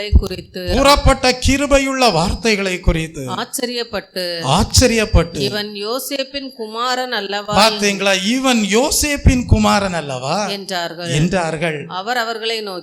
அவர் அவர்களை நோக்கி வைத்தியனே உன்னைத்தானே குணமாக்கிக் கொள் என்கிற பழமொழியை சொல்லி நாங்கள் கேள்விப்பட்டபடி கப்பர் நகூமூரில் உன்னால் செய்யப்பட்ட கிரியைகள் எவைகளோ அவைகளை உன் ஊராகிய இவ்விடத்திலும் செய் என்று நீங்கள் என்னுடன் சொல்லுவீர்கள் நீங்கள் என்னுடனே சொல்லுவீர்கள் என்பது நிச்சயம். இப்ப இந்த வேத பகுதி எப்படி அமைந்திருக்கு? யோசேப்பின் குமாரன்னு சொல்லிட முடியாது. ஏன்னா தெய்வீக வல்லமை என்ன செய்யுது? வெளிப்பட ஆரம்பிக்குது. அதே நேரம் மேசியா என்றும் என்ன செய்ய முடியாது? அங்கீகரிக்க முடியாது. இப்படிதான் இந்த வேத பகுதி அமைந்திருக்கிறது. இப்ப இதுல ஒரு தீர்வு உண்டாக வேண்டும். கர்த்தருடைய நாமத்திற்கு மகிமை உண்டாவதாக. அந்த தீர்வை குறித்து தான் இயேசு கிறிஸ்து பேசுகிறார். நீங்க மேசியா என்று என்னை அங்கீகரிக்க வேண்டுமானால் நீங்க ஒரு பழமொழியை சொல்லுவீங்க. அது என்னன்னா, வைத்தியனே உன்னை தானே என்ன செய், குணமாக்கிக்கொள் அப்படின்ற பழமொழியை சொல்லி என்ன சொல்லுவீங்க? நாங்க கேள்விப்பட்டோம், நீர் என்ன செய்தீர், கப்பர்நகூமில் பெரிய பெரிய கிரியைகள், அற்புதங்கள், அடையாளங்கள் எல்லாம் செய்தீர். அவைகளை நாங்க வாழ்ற உன்னுடைய சொந்த ஊராகிய நாசரேத்திலும் செய் என்பீர்கள் அப்படின்றத நிச்சயமா சொல்றேன்னு சொல்றார். கர்த்தருடைய நாமத்திற்கு மகிமை உண்டாவதாக. அப்படின்னா என்ன அர்த்தம் அப்படின்னா, வைத்தியனே உன்னை தானே குணமாக்கி கொள் என்று சொல்லும்போது இயேசு கிறிஸ்து தன்னையே குணமாக்கி கொள்ள வேண்டும் என்கிற ஒரு கேள்வியே இல்லை. இங்க அவங்க என்ன சொல்ல வர்றாங்க அப்படின்னா, அவங்களுக்குள்ள இருக்கிற ஒரு காரியம் என்னன்னா அவிசுவாசம். என்ன இருக்கு? அவிசுவாசம் இருக்கு. ஆனா இயேசு கிறிஸ்து சொல்ற ஒரு காரணம் உண்டு. அவிசுவாசம் ஒரு காரணம். இன்னொரு காரணம் என்னன்னா, சொந்த ஊர்ல தீர்க்கதரிசிக்கு என்ன கிடையாது? மரியாதை கிடையாது. எங்க கூட தானே இருந்தாமே, எங்க கூட தானே வளர்ந்தான், எங்க கூட தானே ஸ்கூலுக்கு போனான், எங்க கூட தானே காலேஜ் படித்தான், எங்களுக்கு தெரியும்ல அவனை, எங்க ஊருக்காரன் அவன் சொல்லுவாங்கல்ல, எங்க ஊருக்காரன், எங்களுக்கு தெரியாத அவனை பற்றி. அப்ப தன் சொந்த ஊர்ல தீர்க்கதரிசிக்கு என்ன கிடையாதான்? மரியாதை கிடையாது. அப்ப இந்த இரண்டு காரணங்களாலே என்னது? ஒன்று அவிசுவாசம், இன்னொன்று சொந்த ஊர்ல தீர்க்கதரிசிக்கு கனம் கிடையாது. இந்த இரண்டு காரியங்களினாலே அவர்களாலே இயேசு கிறிஸ்து மேசியா என்றும் ஒரு மெய்யான தீர்க்கதரிசி என்றும் என்ன செய்ய முடியாது? ஏற்றுக்கொள்ள, அங்கீகரிக்க முடியாது என்று இயேசு கிறிஸ்து காரணம் கூறுகிறார். தெய்வ பிள்ளையே, அப்ப கப்பர்நகூமிலே இயேசு கிறிஸ்து எப்படிப்பட்ட மகத்துவமான ஊழியம் செய்தார் என்றால், மரண திசைகளிலே இருந்த ஜனங்கள் பெரிய வெளிச்சத்தை கண்டார்கள். என்ன கண்டார்கள்? பெரிய வெளிச்சத்தை கண்டார்கள். அதுதான் கப்பர்நகூம் ஊழியமாக காணப்பட்டது. அப்ப இந்த ஜனங்கள் என்ன சொல்றாங்க? நாங்கள் மேசியா என்று விசுவாசிக்க அப்படின்னு சொல்லல. முதல்ல அவ்வளோ பெரிய அற்புதத்தை எல்லாம் செய்யுங்க, அப்புறம் நாங்க உறுதிப்படுத்துறோம் மேசியாவா இல்லையா அப்படின்ட்டு. அதனாலதான் இயேசு கிறிஸ்து சொன்னார், சொந்த ஊர்ல தீர்க்கதரிசிக்கு என்ன கிடையாது? கனம் கிடையாது. கப்பர்நகூம்ல செய்த அற்புதங்களை எல்லாம் செய்தால் மேசியா என்று நாங்கள் விசுவாசிக்கிறோம்னு ஜனங்கள் சொல்லல. அவங்க என்ன சொல்றாங்க? அங்க செய்த கிரியைகளை இங்கேயும் செய்யுங்க அப்படின்னா அதுல இன்னொரு கருத்தும் இருக்கு. என்ன கருத்து? இவ்வளோ நாள் நாங்க கேள்விப்படுறோம், நீங்க கப்பர்நகூம்ல இருந்தீங்க, பல பகுதிக்கு போறீங்க, அங்க செய்யற அற்புதம், அடையாளங்கள், அதையெல்லாம் நாங்க கேள்விப்படுறோம். உங்களுக்கு நல்ல ரெப்புடேஷன் இருக்கு. என்ன இருக்கு? ரெப்புடேஷன் இருக்கு. நீங்க உங்க சொந்த ஊராகிய நாசரேத்திலையும் அப்படி அற்புதம் அடையாளங்களை செஞ்சா உங்க ரெப்புடேஷனை நீங்களே என்ன செஞ்சுக்குவீங்க? காப்பாத்திக்குவீங்க. அதான் வைத்தியனே உன்னை தானே என்ன செய்? குணமாக்கிக்கொள். ஓ ரெப்புடேஷனை நீ பாதுகாத்து கொள்ள, சொந்த ஊராகிய இங்கேயும் நீ என்ன செய்? அற்புதங்களையும் அடையாளங்களையும் செய். அப்ப அவர்களுடைய எண்ணங்கள் எப்படி காணப்படுகிறது என்றால், மெய்யாகவே தேவனுடைய ராஜ்யத்திற்குட்பட்ட ஆசீர்வாதங்களை பெற வேண்டும் என்பதாக இல்லை. அவிசுவாசம் இருக்கிறது. எங்க சொந்த ஊர்க்காரன், யோசேப்பின் குமாரன், ஆனா தெய்வீக வல்லமையும் வெளிப்படுது, ஞானம் வெளிப்படுது, நற்சாட்சி கொடுக்கிறார்கள், ஆனா மேசியா என்று அங்கீகரிக்க முடியல. வைத்தியனே, நம்ம சொந்த ஊருக்கு வந்துட்டியா? ஒரு ரெப்புடேஷனை நீ பாதுகாத்துக்கணும்னா அங்கெல்லாம் செய்த அற்புதங்களை இங்கேயும் என்ன செய்து உன் ரெப்புடேஷனை பாதுகாத்துக்கொள். உன்னையே நீ என்ன செய்துகொள்? குணமாக்கிக்கொள். உன் பேரை நீயே என்ன காப்பாத்திக்கோ. நீங்கள் இப்பொழுது மத்தேயு 4ஆம் அதிகாரம் 13 முதல் 16 வசனங்களை வாசித்து பாருங்கள். கப்பர்நகூமிலே செய்த ஊழியங்களை குறித்து நம்ம படிக்கும்போது அங்கே என்ன எழுதப்பட்டிருக்கிறது? மரண திசையில் இருக்கிற ஜனங்கள் என்ன செய்தார்கள்? பெரிய வெளிச்சத்தை கண்டார்கள் என்று படிக்கிறோம். இருளில் இருக்கிற ஜனங்கள் பெரிய வெளிச்சத்தை கண்டார்கள். பெரிய வெளிச்சத்தை கண்டார்கள். மரண இருளின் திசையில் இருக்கிறவர்களுக்கு, மரண இருளின் திசையில் இருக்கிறவர்களுக்கு வெளிச்சம் உதித்தது என்று, வெளிச்சம் உதித்தது என்று ஏசாயா தீர்க்கதரிசியால் உரைக்கப்பட்டது. ஏசாயா தீர்க்கதரிசியால் உரைக்கப்பட்டது நிறைவேறும்படி இப்படி நடந்தது. நிறைவேறும்படி இப்படி நடந்தது. மத்தேயு 11ஆம் அதிகாரம் 23ஆம் வசனத்திலையும் நாம் படிக்கிறோம். வானபரியந்தம் உயர்த்தப்பட்ட கப்பர்நகூம். அதனாலதான் அங்க அப்படி எழுதப்பட்டிருக்கு. அவ்வளோ அற்புதங்களை கண்ட கப்பர்நகூம்ல உள்ள ஜனங்கள் விசுவாசிக்காம போனா எப்படி தாழ்த்தப்படுவார்கள் என்று. வானபரியந்தம் உயர்த்தப்பட்ட கப்பர்நகூமே, நீ பாதாள பரியந்தம் தாழ்த்தப்படுவாய். பாதாள பரியந்தம் தாழ்த்தப்படுவாய். உன்னில் செய்யப்பட்ட பலத்த செய்கைகள், உன்னில் செய்யப்பட்ட பலத்த செய்கைகள் சோதோமிலே செய்யப்பட்டிருந்தால், சோதோமிலே செய்யப்பட்டிருந்தால் அது இந்நாள் வரைக்கும் நிலைத்திருக்கும். அது இந்நாள் வரைக்கும் நிலைத்திருக்கும். அப்ப பாத்தீங்கன்னா இயேசு கிறிஸ்து அறிந்திருந்தார். அவர் ஒரு தீர்க்கதரிசி தானே. அவர் அறிந்திருந்தார். என்ன, அவர் கப்பர்நகூமிலே செய்த அற்புதங்கள், பல பகுதியிலே செய்த அதிசயங்கள், அடையாளங்கள், இதெல்லாம் அநேக ஊர்களுக்கு பரவி இருக்கிறது, அநேக பட்டணங்களுக்கு பரவி இருக்கிறது. அவரை குறித்து புகழ் உண்டாகி இருக்கிறது, கீர்த்தி உண்டாகி இருக்கிறது, புகழ்ச்சி உண்டாகி இருக்கிறது. அதே மாதிரி கீர்த்தி புகழ்ச்சி எல்லாம் சொந்த ஊர்லையும் தன்னை குறித்து உண்டாகணும்னு ஜனங்கள் எதிர்பார்ப்பார்கள். அதைத்தான் அவர் பழமொழியா சொல்லி, நீங்கள் அப்படி சொல்வது நிச்சயம் என்று சொல்லுகிறார். கர்த்தருடைய நாமத்திற்கு மகிமை உண்டாவதாக. அப்படின்னா ஜனங்கள் என்ன சொல்றாங்க, இங்க நீங்க அதே மாதிரி அற்புதத்தையும் அதிசயத்தையும் செய்தா உங்களுக்கு ஒரு பேரு கிடைக்கும். என்ன பேரு கிடைக்கும்? நாசரேத்திலிருந்து வந்த மனிதன். Praise the Lord. A man from Nazareth. நாசரேத்திலிருந்து வருகிற மனுஷன். அப்படி ஒரு நல்ல பேர் கிடைக்கும், புகழ் கிடைக்கும், கீர்த்தி கிடைக்கும். தெய்வ பிள்ளையை மேசியா என்று விசுவாசிப்பதில் சிரமம் இருக்கும் என்பதை நாம் அறிந்து கொள்கிறோம். இப்போ என்ன நடக்கணும்னா, வாக்குவாதம்லாம் நிற்கணும். ஜனங்களுக்குள்ளே இருக்கக்கூடிய வாக்குவாதம்லாம் நிற்கணும். மேசியா என்று இயேசு கிறிஸ்து உரிமை பாராட்டினதற்கு ஏதுவாக காணத்தக்கதான சில ஆதாரங்கள் அவர்களுக்கு தேவையாய் இருக்கிறது. Price the Lord. அதைத்தான் அவங்க ஒரு கன்க்ளூஷனாக சொல்கிறாங்க. என்ன சொல்கிறாங்க அப்படின்னா, உங்களை யோசேப்பின் குமாரனும் முடிவாக சொல்லிட முடியல, மேசியான்னு உறுதியாக அங்கீகரிக்க முடியல எங்களால். அதனால நாங்கள் மேசியா என்று உறுதிப்படுத்தி கொள்ள வேண்டுமானாலும் நாங்கள் எதிர்பார்க்கிறபடி சில ஆதாரங்கள் எங்களுக்கு நீர் செய்த அற்புதங்களுக்கு அடையாளமாக கண்ணார காண வேண்டும் என்கிறார்கள். கர்த்தருடைய நாமத்திற்கு மகிமை உண்டாவதாக. மேசியா என்று இயேசு கிறிஸ்து உரிமை பாராட்டுகிறார் என்றால் அதற்கு ஏதுவாக காணத்தக்கதான சில ஆதாரங்கள் தங்களுக்கு வேண்டியதாய் இருக்கிறது என்கிறார்கள். இப்பொழுது நீங்கள் 24ஆம் வசனத்தை வாசியுங்கள்.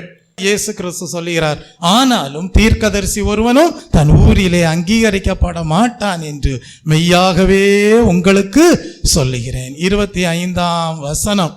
அன்றியும் எலியாவின் நாட்களிலே 3 வருஷமும் 6 மாதமும் வானம் அடைக்கப்பட்டு தேசமெங்கும் மிகுந்த பஞ்சம் உண்டாயிருந்த போது இஸ்ரவேலருக்குள் அநேகம் விதவைகள் இருந்தார்கள்.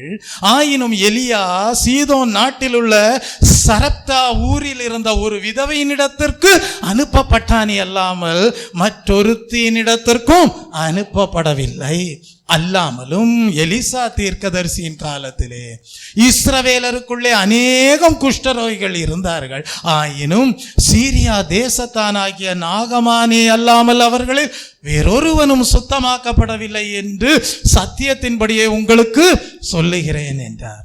இப்ப இயேசு கிறிஸ்து என்ன சொல்றாரு அப்படின்னா, சொந்த ஊர்ல தனக்கு என்ன இருக்காது, தான் ஒரு தீர்க்கதரிசி என்று ஜனங்கள் என்ன செய்ய மாட்டாங்க, அங்கீகரிக்க மாட்டாங்க, அதற்குரிய கனத்தை கொடுக்க மாட்டாங்க. காரணம் சந்தேகம், அவிசுவாசம், வாக்குவாதம் பண்ணுதல், அதெல்லாம் இருக்கு.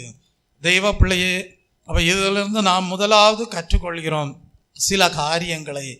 நாம் தெய்வீக காரியங்களை நாம் அப்படியே விசுவாசிக்க வேண்டியவர்களாய் இருக்கிறோம். எதை? தீர்க்க தரிசன வசனங்களை என்ன செய்ய வேண்டும்? விசுவாசிக்கிறவர்களாய் இருக்க வேண்டும். ஒரு முறை இயேசு கிறிஸ்து பேதுருவை பார்த்து சொல்லுவார், நீ கடலின் மீது நடந்து வா என்று சொல்லுவார். ஏன்னா பேதுருக்கு ஆசை இருக்கும். என்ன ஆசை? இயேசுவே உம்மை போல கடலின் மீது நடக்க வேண்டும், கடல் தண்ணீரின் மீது நடக்க வேண்டும். அப்ப இயேசு கிறிஸ்து சொல்லுவாரு, நீ நட அப்படின்னு சொல்லுவார். பேதுரு நடக்க ஆரம்பிப்பாரு. ஆனா திடீர்னு நான் தான் தண்ணிக்கு மேல நடக்கிறேனா அப்படின்னு யோசித்து அவர் அவிசுவாசத்திற்கு இடம் கொடுத்த போது தண்ணீர்ல என்ன செய்ய ஆரம்பிச்சார்? மூழ்க ஆரம்பித்தார். அப்ப இயேசு கிறிஸ்து என்ன சொன்னார்? ஏன் சந்தேகப்பட்டாய்? அப்ப சந்தேகம் என்பது அவிசுவாசத்திற்கு அடையாளமாய் இருக்கிறது. இந்த ஜனங்களும் கூட இன்று அந்த வேத வாக்கியம் நிறைவேறிற்று என்று சொல்லி இயேசு கிறிஸ்து தன்னை மேசியாவாக அடையாளப்படுத்தின வேளையிலே அவர்கள் சந்தேகப்பட்டார்கள். அது அவிசுவாசமாக காணப்பட்டது. வாக்குவாதங்கள் உண்டாயிற்று. அப்ப இயேசு கிறிஸ்து என்ன சொல்றாருன்னா, பழைய ஏற்பாட்டிலேயே நடந்த 2 சம்பவங்களை கோட் பண்ண ஆரம்பிக்கிறாரு. என்ன சொல்றாரு அப்படின்னா, ஆகாப் ராஜா ரொம்ப துன்மார்க்கமான ஒரு ராஜா. இஸ்ரவேலை அரசாண்டு வந்த வேளையில எலியா தீர்க்கதரிசியும் ஊழியம் செய்து வருகிறார். அப்ப எலியா தீர்க்கதரிசி என்ன சொல்றாரு அப்படின்னா, என்னாலே என்று என்ன செய்யாது, இனி வானம் மழையை பொழியாது என்று சொல்கிறார். அப்ப தேசத்துல மிகுந்த பஞ்சம் உண்டாகிறது. பஞ்சம் உண்டானப்ப அந்த இஸ்ரவேல்ல நிறைய விதவைகள் இருந்தாங்க. இஸ்ரவேலருக்குள்ளும் அநேக விதவைகள் இருந்தும் கூட தேவன் எலியாவை போஷிக்கும்படியாக ஒரு புறஜாதி விதவையை தான் என்ன செய்தார் என்றால் அதற்கு தகுந்த பாத்திரமாக காணப்பட செய்தார். கர்த்தருடைய நாமத்திற்கு மகிமை உண்டாவதாக. நீங்கள் அதை எங்கே வாசிக்கலாம் என்றால் 1 ராஜாக்களின் புஸ்தகத்திலே வாசிக்கலாம்.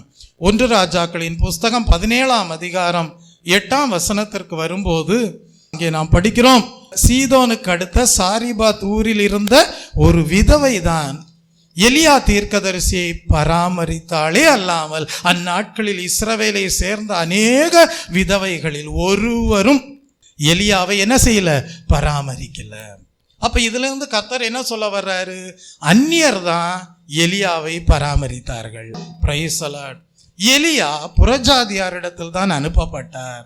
அப்படின்னா அந்த விதவை, புறஜாதியாக காணப்பட்ட அந்த விதவை எவ்வளவு காலம் எலியாவை போஷித்தாள்?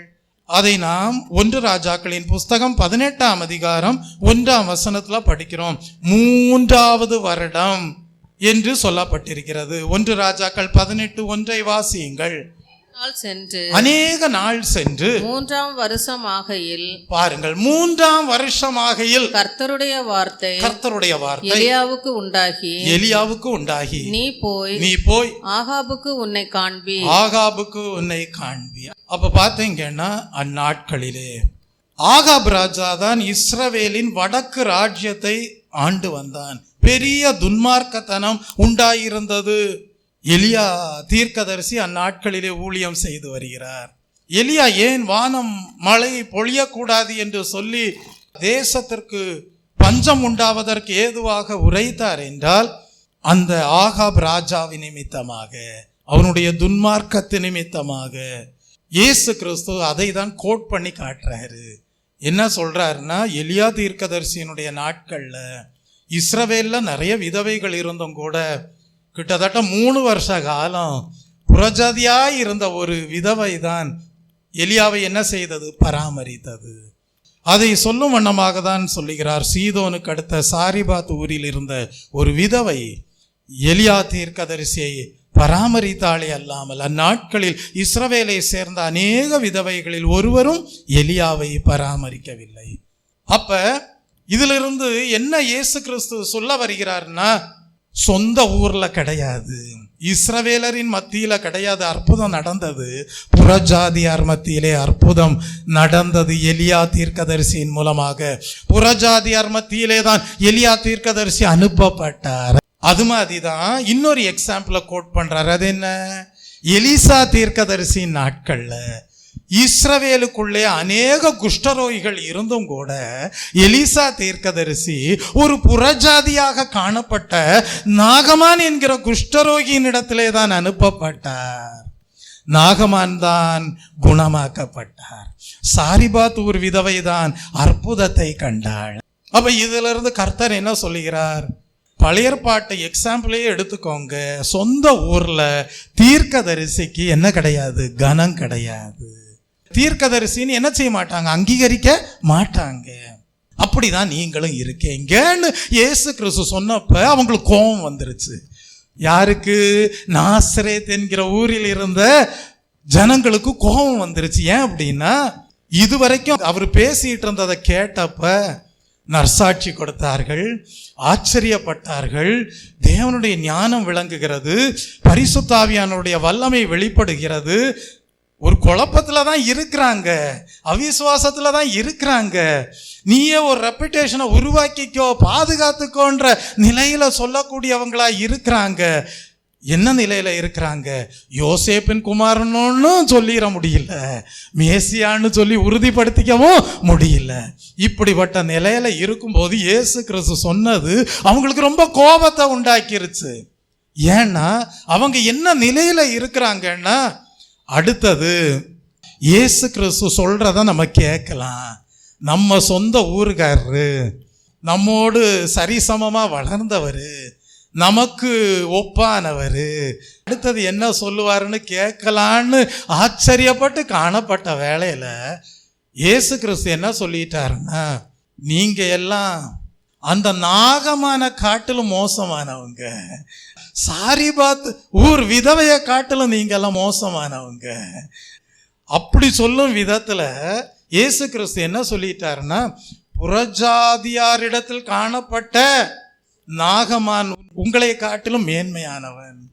சீதோன் ஊருக்கு அடுத்த சாரிபாத் ஊரில் இருக்கக்கூடிய விதவை உங்களை பார்க்கிலும் மேன்மையானவள், அதனாலதான் அவங்க எல்லாம் அற்புதத்தை கண்டார்கள் அப்படின்னு சொன்ன உடனே அவங்களுக்கு கோபம் வந்துருச்சு. இதுவரைக்கும் தங்களுக்கு சரி சமமானவராக ஏற்றுக்கொண்டவர்கள், அவருடைய வார்த்தையை குறித்து நற்சாட்சி கொடுத்தவர்கள், அவருடைய வார்த்தையை கேட்டு ஆச்சரியப்பட்டவர்கள், இப்பொழுது அவர் என்ன செய்யறாங்கன்னா, இதுக்கு மேல என்ன செய்ய முடியாது, கேட்கவே முடியாது. அவர்களுடைய அவிசுவாசம் எதற்கு நேராக அவரை தள்ளினது என்றால், அவரை எப்படியாவது செங்குத்தான ஒரு மலையின் இடத்திற்கு கொண்டு போய் கீழே தள்ளிவிட்டு கொலை செய்து விட்டால் போதுன்ற அளவுக்கு கோபம் உண்டாகிவிட்டது. அப்படின்னா அவிசுவாசம் எதற்கு நேராக கொண்டு செல்லும், கோபத்திற்கு நேராக கொண்டு செல்லும். கோபம் எதற்கு நேராக கொண்டு செல்லும், கொலை வெறிக்கு நேராக கொண்டு செல்லும். இப்ப தொடர்ந்து அந்த வசனங்களை வாசிப்போம். ஜப ஆலயத்தில் இருந்த எல்லாரும் இவைகளை கேட்ட பொழுது கோபம் உண்டு எழுந்திருந்து அவரை ஊருக்கு புறம்பே தள்ளி தங்கள் ஊர் கட்டப்பட்டிருந்த செங்குத்தான மலையின் சிகரத்திலிருந்து அவரை தலைகீழாய் தள்ளிவிடும்படிக்கு அவ்விடத்திற்கு கொண்டு போனார்கள். அப்ப நம்முடைய வாழ்க்கையிலே தீர்க்க தரிசன வார்த்தைகளை குறித்து அவிசுவாசம் இருக்கக்கூடாது. இயேசு கிறிஸ்து அற்புதம் செய்தார்னா அவருடைய ரெப்புடேஷனுக்காக கிடையாது, ஜனங்களுடைய மறுரூபமாகுதலுக்காக. Price the Lord. தேவனுடைய ராஜ்யத்திற்குட்பட்ட ஜனங்களாக மாறும்படியாக. Price the Lord. ஆகவே தீர்க்க தரிசன வசனங்களை சந்தேகப்படக்கூடாது. நிகழ்காலத்திலே இன்றைக்கும் ஜனங்களே, நீங்கள் வாழ்ந்து வருகிற நாட்களிலேயும் தேவராஜ்யம் உங்களுக்கு சமீபமாய் இருக்கிறது. ஆகவேதான் பரிசுத்த ஆவியானவர் மூலமாக தேவனுடைய ராஜ்யத்திற்குட்பட்ட உபதேசங்கள் போதிக்கப்படுகிறது. தேவனாலே குணமாக்கப்படுகிறீர்கள். கர்த்தருடைய நாமத்திற்கு மகிமை உண்டாவதாக. உங்கள் மனக்கண்கள் பிரகாசம் அடைகிறது. ஆவிக்குரிய வாழ்க்கையிலே இருக்கக்கூடிய தரித்திரங்கள் எல்லாம் மாறுகிறது. தெய்வ பிள்ளையே, இயேசு கிறிஸ்துவை எப்படி ஒரு செங்குத்தான மலையின் சிகரத்திலிருந்து தலைகீழாக தள்ளிவிடும்படியாக கொண்டு போனார்களோ, அதே மாதிரி தான் இயேசு கிறிஸ்து 40 நாள் உபவாசம் இருந்து பசியோடு ஊழியத்திற்கு, ஏன்னா 40 நாள் சாப்பிடாம இருந்து பிதாவாகிய தேவனோடு ஜபத்துல உறவாடி கொண்டு இருந்தாரே, அந்த உபவாசம் எல்லாம் முடித்து ஊழியம் செய்ய வரும்போது யார் வந்தது? பிசாசானவன் வந்து நின்றான். பிசாசானவன் சோதித்த 3 சோதனைகளிலே ஒரு சோதனை எப்படிப்பட்டது தெரியுமா? உப்பரிகையின் மேலே கொண்டு போய் நிறுத்தி விட்டு என்ன சொன்னான்? தாள குதியும் தேவதூதர்கள் உம்மை தாங்கி கொண்டு போவார்கள். அப்ப பாத்தீங்கன்னா அன்றைக்கு இந்த செங்குத்தான மலையின் சிகரத்திலிருந்து இயேசு கிறிஸ்துவை தலைகீழாக தள்ளிவிடும்படி ஜனங்கள் சொந்த ஊரார் கொண்டு போனார்கள் என்றால் அவர்களுக்குள்ளே என்ன ஆவி கிரியை செய்திருக்கிறது? பிசாசின் ஆவி கிரியை செய்திருக்கிறது. என்ன ஆவி? பிசாசின் ஆவி, சாத்தானுடைய ஆவி கிரியை செய்திருக்கிறது. அதனாலதான் நம்ம கவனமா இருக்கணும். நீங்கள் இன்ன ஆவி உடையவர்களாக இருக்கிறீர்கள் என்பதை அறியாதிருக்கிறீர்களா? நம்மிலே என்ன ஆவி கிரியை செய்து கொண்டிருக்கிறது என்பதை நாம் அறிந்து வாழ வேண்டும். அவிசுவாசத்துக்கு இடம் கொடுத்தோமே ஆனால் அது பிசாசானவன் நம் உள்ளத்திலே, நம் வாழ்க்கையிலே செயலாற்ற நாம் இடம் கொடுத்து விட்டோம் என்று அர்த்தம். ஆகவே கர்த்தர் சொல்லுகிறார், அவிசுவாசியாயிராதே விசுவாசியாயிரு. நீ சொந்த ஊர்க்காரனாக இருக்கலாம், அந்நியனாக இருக்கலாம், புறஜாதியானாக இருக்கலாம். தேவன் எதிர்பார்ப்பது என்ன? தீர்க்க தரிசன வசனங்களை விசுவாசிக்க வேண்டும். நீ விசுவாசித்தால் தேவனுடைய மகிமையை காண்பாய். கர்த்தருடைய நாமத்திற்கு மகிமை உண்டாவதாக. அவரை செங்குத்தான பகுதியிலிருந்து கீழே தள்ளிவிடும்படியாக, கொலை செய்யும்படியாக கொண்டு சென்ற வேளையிலே அவரோ அவர்கள் நடுவில் இருந்து கடந்து போய்விட்டார். அதுவே ஒரு பெரிய அற்புதம் தானே.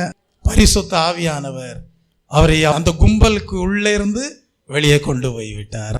Price the Lord. அப்ப அதுவே ஒரு பெரிய அற்புதமாக அவர்கள் காணப்படும்படியாக தேவன் அனுக்கிரகம் செய்தார். தெய்வ பிள்ளையே, அதுக்கு பிறகு நீங்க தொடர்ந்து வாசிப்பீர்கள் என்றால் இயேசு கிறிஸ்து பிறகு நாசரேத்திற்கு என்ன செய்யல, திரும்பி வரவே இல்லை. அப்ப புறக்கணிக்கப்படுதல் எதற்கு ஏதுவான முடிவாய் இருக்கிறது என்றால் நியாய தீர்ப்புக்கு ஏதுவான முடிவாய் இருக்கிறது. அதனாலதான் இயேசு கிறிஸ்து ஜெபாலயத்திற்குள்ள பிரவேசித்தப்ப யோவான் ஸ்நானகன் பண்ணின பிரசங்கத்தின் தீமை எடுத்து உரைக்கும் வண்ணமாக ஏசாயா தீர்க்கதரிசியின் புஸ்தகத்தை எடுத்து வாசித்தார். ஏன்னா யோவான் ஸ்நானகன் எதை குறித்து பிரசங்கம் பண்ணினார்? நியாய தீர்ப்பை குறித்து பிரசங்கம் பண்ணினார். மனம் திரும்பலைன்னா நீங்க எப்படிதான் இருப்பீங்க? விரியன் பாம்பு குட்டிகளை போலதான் இருப்பீங்க. வருங்கோபத்திற்கு என்ன செய்ய முடியாது, தப்பித்து கொள்ள முடியாது. அப்ப இயேசு கிறிஸ்து சாத்தானுடைய 3வது சோதனையை எப்படி ஜெயித்தாரோ அதுபோல அந்த சொந்த ஊரார் அவரை கொலை செய்ய நினைத்த வேளையிலே அவர்கள் மத்தியிலிருந்து அவர் கடந்து சென்றார். அது தேவனுடைய வல்லமையாய் இருக்கிறது. இயேசு கிறிஸ்துவை அவர்களால் ஒன்றும் செய்ய முடியவில்லை. கர்த்தருடைய நாமத்திற்கு மகிமை உண்டாவதாக. தொடர்ந்து நீங்கள் வாசித்து கொண்டே வருவீர்கள் என்றால் லூக்கா 4ஆம் அதிகாரம் 31 முதல் 37ஆம் வசனம் வரைக்கும் வாசிக்கும் போது, பின்பு அவர் கலிலேயாவில் உள்ள கப்பர்நகூம் பட்டணத்துக்கு வந்து கப்பர்நகூமுக்கு வந்து ஓய்வு நாட்களில் ஜனங்களுக்கு போதகம் பண்ணினார். ஜனங்களுக்கு என்ன செய்தார்? போதகம் பண்ணினார். அவருடைய வசனம் அதிகாரம் உள்ளதாய் இருந்தபடியால் அவருடைய போதகத்தை குறித்து அவர்கள் ஆச்சரியப்பட்டார்கள். ஜெப ஆலயத்திலே பாருங்க, அங்க ஒரு மனிதன் இருக்கிறான். ஜெப ஆலயத்திலே அசுத்த ஆவி பிடித்த ஒரு மனிதன் இருக்கிறான். கர்த்தர் அங்க போய் அற்புதம் செய்தார். மேசியாவினுடைய ஊழியம் எப்படிப்பட்டது? சுத்திகரிப்பின் ஊழியமாய் இருக்கிறது.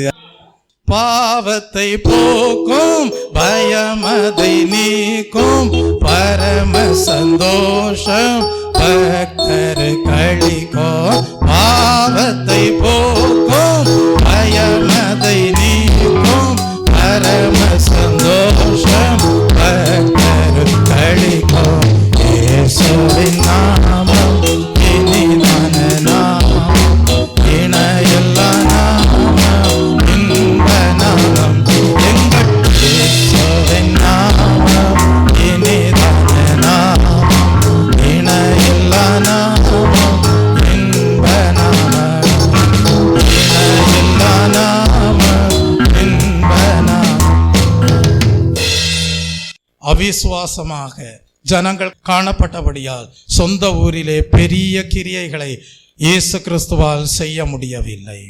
தெய்வ பிள்ளையே, சுத்திகரிப்பின் கிரியையை தேவன் இன்றைக்கும் தேவனுடைய ராஜ்யத்தின் ஊழியமாக செய்தே வருகிறார், நிறைவேற்றி கொண்டே இருக்கிறார். தெய்வ பிள்ளை, அந்த சுத்திகரிப்பை நீங்கள் பெற்றுக்கொள்வதற்கு ஏதுவாக எடுத்துரைக்கப்படுகிற வசனங்களை நீங்கள் நம்பும் போது உங்கள் நம்பிக்கை வீண் போகாது. கர்த்தருடைய நாமத்திற்கு மகிமை உண்டாவதாக. தெய்வ பிள்ளையா, அன்றைக்கு இருந்த இஸ்ரவேலருடைய பிரச்சனை என்னன்னா, பெருமையின் ஆவியை உடையவர்களாக இருந்தார்கள். அந்த பெருமையின் ஆவி அவர்களுக்குள்ளே சுயநீதியை உடையதாக காணப்பட செய்தது. அதனால் தேவ நீதியை ஏற்றுக்கொள்ள முடியாமல் போயிற்று. இந்த காலை வேளையிலே இந்த சத்தியத்தை கேட்ட தேவ ஜனங்களே, ஒவ்வொரு நாளும் பெருமையின் ஆவிக்கு அல்ல, தாழ்மையுள்ளோருக்கு தேவன் கிருபை அளிக்கிறார். பெருமையுள்ளோருக்கு தேவன் எதிர்த்து நிற்கிறார். ஆகவே பெருமையின் ஆவிக்கு இடம் கொடுக்காமல் தேவனுடைய கிருபையின் ஆவிக்கு இடம் கொடுப்பீர்களானால் நாளுக்கு நாள் சுத்திகரிப்படைவீர்கள், ஆவிக்குரிய வாழ்க்கையிலே வளருவீர்கள், தேவனுடைய ராஜ்யத்திற்குட்பட்டவர்களாய் இருப்பீர்கள், குணமாக்கப்பட்டவர்களாய் இருப்பீர்கள், பரலோக ராஜ்யத்திற்குரிய சத்தியத்தை கேட்டவர்களாகவும் அதை கை கொண்டவர்களாகவும் இருப்பீர்கள். தேவனுடைய மகத்தான கிரியையை அனுபவித்தவர்களாக, தேவனாலே அங்கீகரிக்கப்பட்டவர்களாக, நியாய தீர்ப்புக்கு தப்பினவர்களாக, நல்ல தேவன் விரும்புகிற கனிகளை கொடுத்தவர்களாக காணப்படுவீர்கள்.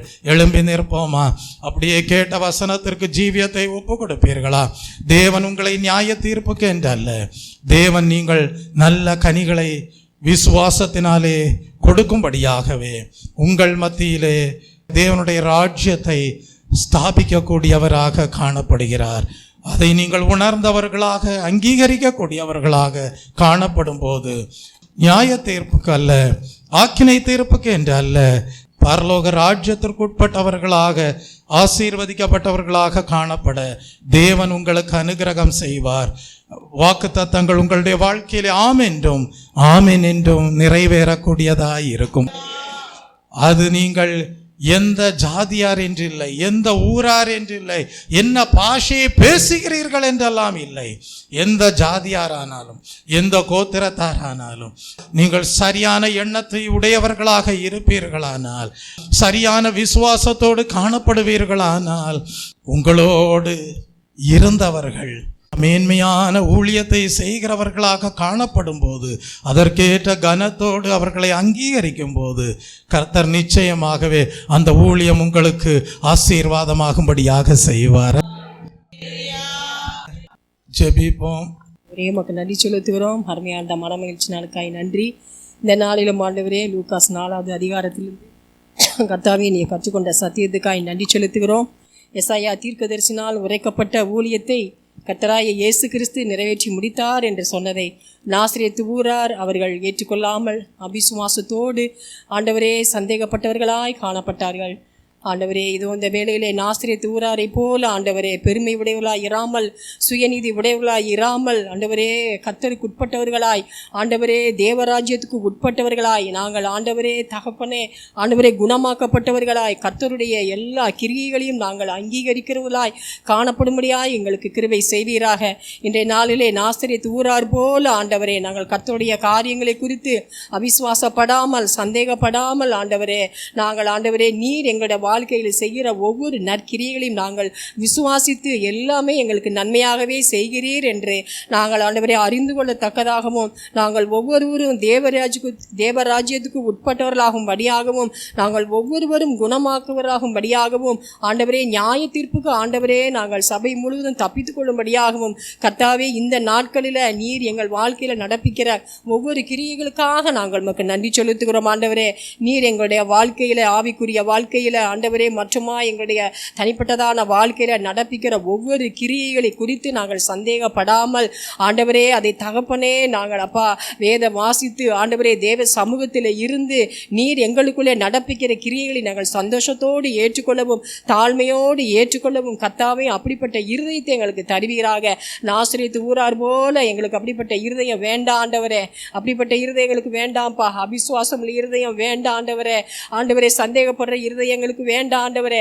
எல்லாவற்றையும் ஆண்டவரே நீர் எங்களுக்கான நன்மைக்கெனவே செய்து முடிக்கிறீர் என்கிற ஆண்டவரே இந்த சத்தியத்தை நாங்கள் அறிந்து கொள்ளவும் கர்த்தாவே கிருபை செய்வீராக. ஆண்டவரே இந்த வசனத்துக்கு எங்கள் சபையாரை கரத்தில் ஒப்பு கொடுக்கிறோம் ஆண்டவரே. எங்களுடைய ஒவ்வொரு வாழ்க்கையிலும் ஆண்டவரே நீர் ஒரு குறிப்பிட்ட நோக்கத்தோடு என் நற்கிரியைகளை செய்கிற தேவன் என்று நாங்கள் அறிந்து கொண்டு இன்னுமாக நாங்கள் சந்தோஷத்தோடு மன ரம்யத்தோடு உம்முடைய ஊழியத்தை செய்யவும் ஆண்டவரே அப்பா உம்முடைய சித்தத்தின்படி நாங்கள் வாழும் எங்கள் ஒவ்வொருவருக்கு கிருபை தருவீராக. அப்படியாக கர்த்தர் எங்கள் ஒவ்வொருவரை தாழ்த்தி ஒப்பு கொடுக்கிறோம். அப்படியாக ஆண்டவரே எங்களுக்கு தாழ்மையுள்ள இருதயத்தையும் ஆண்டவரே இன்னும் விசுவாசத்தை வர்த்திக்க பண்ண விருத்தியடைய செய்யக்கூடிய கிருபைகளை எங்கள் சபையாருக்கு நீங்க தரப்போவதற்காக ஸ்தோத்திரம் ஆண்டவரே. உங்களுடைய கரங்களை தாழ்த்தி ஒப்பு கொடுக்கிறோம் ஆண்டவரே. தேவ செய்தி கொடுத்ததான ஆண்டவரே எங்கள் போதகரை உடைய கரத்தில் ஒப்பு கொடுக்கிறோம் ஆண்டவரே. வேதத்தினுடைய ஆண்டவரே மறைந்திருக்கிறதான ஆண்டவரே அற்புதங்கள் அதிசயங்கள் ஆண்டவரே ஆழமான மறைபொருளை இவ்விதமாய் வெளிப்படுத்தி கொடுத்தீரே அதற்காக ஸ்தோத்திரம் ஆண்டவரே.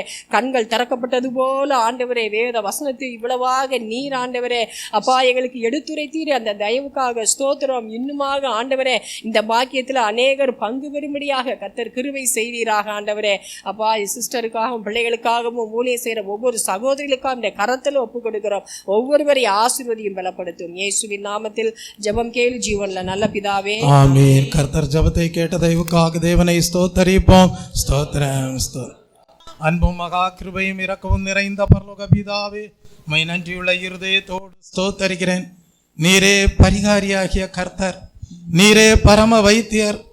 நீர் ஆனால் மனதுருக்கத்தோடு பரிகாரியாக பரம வைத்தியராக இருந்து குணமாக்குகிற தேவனாக மாத்திரமல்ல, நீர் குணமாக்குகிறீர் என்றால், நீர் தேவனுடைய வாக்கியங்களை போதிக்கிறீர் என்றால், அதெல்லாம் தேவனுடைய ராஜ்யம் ஜனங்களின் மத்தியிலே சமீபமாய் இருக்கிறது என்பதை விளங்க பண்ணுகிறீர்.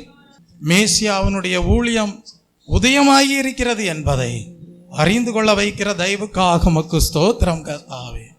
உம்முடைய சட்டைகளின் நிழலிலே ஆரோக்கியம் உண்டு, அதை விசுவாசிக்க வேண்டும் கர்த்தாவே. அது சொந்த ஊராராக இருந்தாலும் சரி, யாராக இருந்தாலும் சரி, தேவனே தீர்க்க தரிசன வசனங்களை விசுவாசிக்கும் போது அதனால் மகிமை உண்டு, அதனால் விடுதலை உண்டு, அதனால் அற்புத சுகம் உண்டு. கர்த்தர் மெய்யாகவே அற்புத சுகமாக்குகிற வைத்தியர் என்பதை அனுபவமாக்கி கொள்ள முடியும். தேவனுடைய ராஜ்யத்திற்குட்பட்டவர்களாக மனக்கண்கள் பிரகாசிப்பிக்கப்பட்டவர்களாக காணப்பட முடியும். உம்முடைய ஊழியம் உம்முடைய புகழை விரிவாக்கும் வண்ணமாக செய்யப்படுகிற ஊழியமாக நீர் அதை செய்வதில்லை கர்த்தாவே. புகழ் கீர்த்தி அதெல்லாம் தானாக வருவது, ஆனால் உம்முடைய நோக்கம் ஒரு நல்ல நோக்கம்.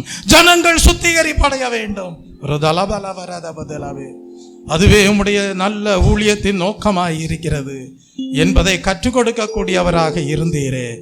ஆகவே ஜனங்கள் கர்த்தாவே தவறான எண்ணங்களில் இருந்தெல்லாம் விடுபட்டு உம்முடைய வசனங்களை அப்படியே விசுவாசித்து உம்மை மெய்யான தீர்க்கதரிசி என்றும் நிர்மேசியா என்றும் கர்த்தாவை அங்கீகரிக்கிறவர்களாக காணப்பட, வாழ்விலே ஒரு பெரிய மறுரூபமாகுதலை அடைந்தவர்களாக காணப்பட, இருளில் இருக்கிற ஜனங்கள் பெரிய வெளிச்சத்தை கண்டார்கள் என்று சொல்லப்பட்டிருக்கிறது.